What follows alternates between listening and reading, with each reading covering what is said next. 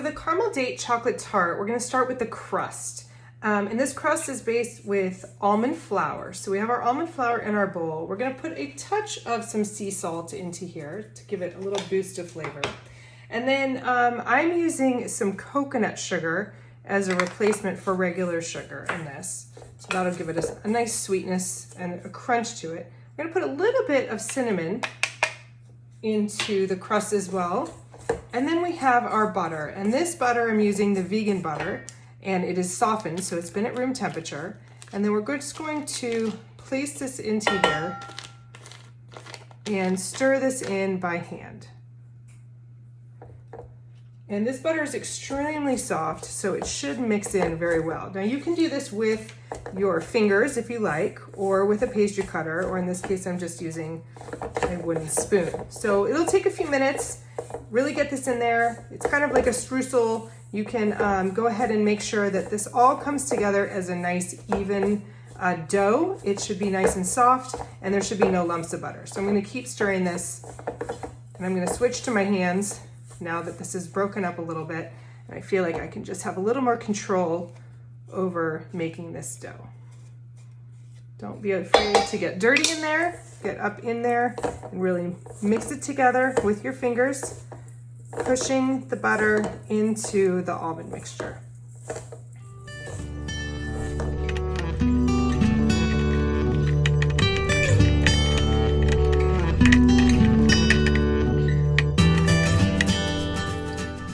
So our dough is done, and you don't have to worry about overworking this dough, which is lovely because, again, there's no gluten in it. It's just almond flour. So you can mix it as much as you want. It's got to come together like this so it holds.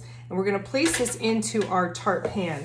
And you can use any shaped tart pan that you like. I really enjoy this rectangular shape, but a round one would be fine. And the really important thing here is it has a removable bottom so that it's easy to remove later on, and you don't have to worry about the crust really sticking inside of your pan. So what I wanna do is kind of spread this out evenly amongst the tart pan and really up the sides and push my thumb into the edges here. So it pushes the dough up the sides. Take it off of there to make a nice even crust, and make sure that I do not see the metal through the pan. If this crust is too thick, it will leave less room for your filling, and you want a nice ratio of the crunchy crust to the chewy filling to the creamy ganache. So my crust is finished, and because I chose this size, I had a little extra of my dough, so I went ahead and placed it into some small tart pans that I have just to bake them off. So be very careful not to make this too thick, or else it'll take too long to bake. And again, you won't get the crispiness that you desire out of this crust. So we're gonna place this into the oven, 350 degrees, about 20 minutes or so. What I'm looking for is a nice golden brown, because this is not getting baked any further after that. So I'm gonna place this on a sheet pan, pop it in the oven, and we'll see what it looks like when it's done.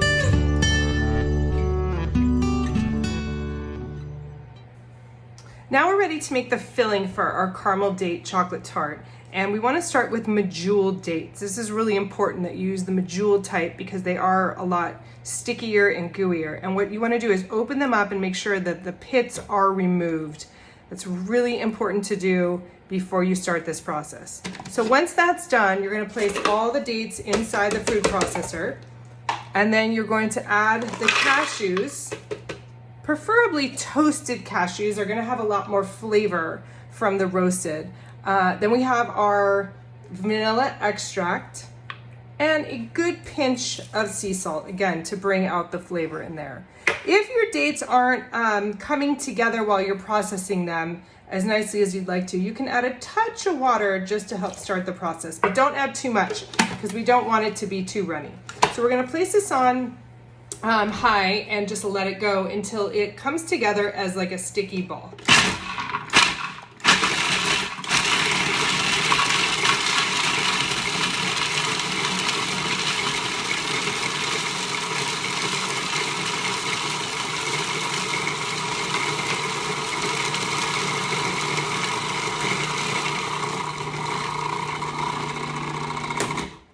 when you hear the noise calm down a little bit, check to see where you're at. I'd still like to chop this up a little bit more so I can spread it. I'm gonna add just a splash more water to help it along and turn it on again.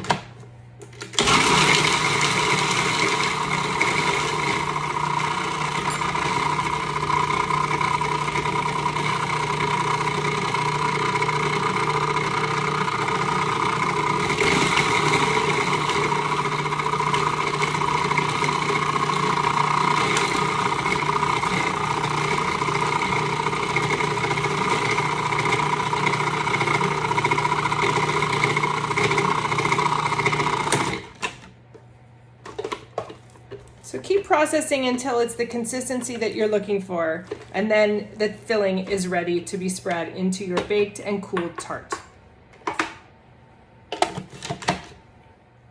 You can see how it's come together on its own into a ball, and it's a little bit smoother than it was before, and this is really spreadable without being runny. So this is what we're looking for. You'll still see some chunks of nuts, so that'll give you that crunchy texture, but it's got this really kind of creamy mixture inside of it. So this is what your final result should look like. We're gonna set this aside and get ready to place it into our baked and cooled tart shell.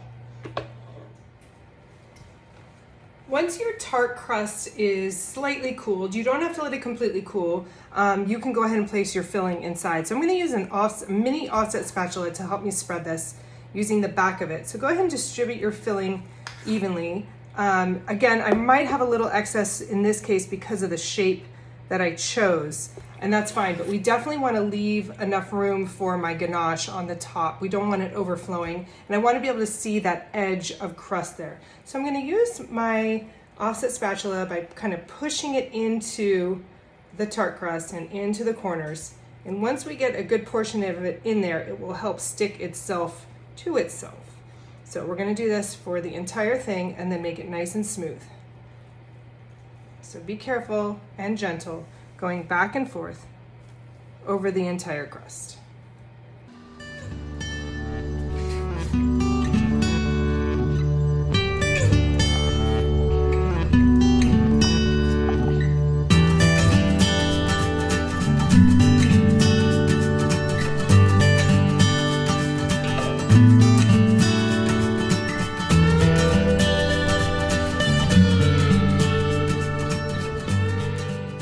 Once you have your date nut filling really compacted in there so it sits nice and evenly flat, when we pour on the next layer of the ganache, we don't want to see these hills and valleys. So the ganache should lay really flat on top and become a smooth layer for the final topping. So this can sit out room temperature and get ready for our ganache. When you're ready to make your chocolate ganache, it's simply just melted chocolate along with coconut milk. You want to melt the chocolate first to start. Don't overheat it, especially if you're using any sort of chocolate chips or a sugar-free chocolate. I would say 20 seconds at a time, just until it's melted. And then we're going to add in the hot coconut milk right into this. So I'm going to place this in a bowl so you can see it a little bit easier. Heat up my coconut milk just to bring it to a boil and continue on with our ganache. My coconut milk now has just come to a boil, and I'm going to add it in a couple stages into my chocolate to make our ganache. At first it's going to thicken up the chocolate quite a bit, and then it will loosen it up because the ratio of the liquid will be a little bit higher. So we want this to flow, and that will actually, the flow will be determined by the chocolate itself. So this is normal, so just let it keep going. Make sure that everything is mixed into it, and then add a little portion more. Do about 4 or 5 additions to the chocolate, and you will see how it transforms.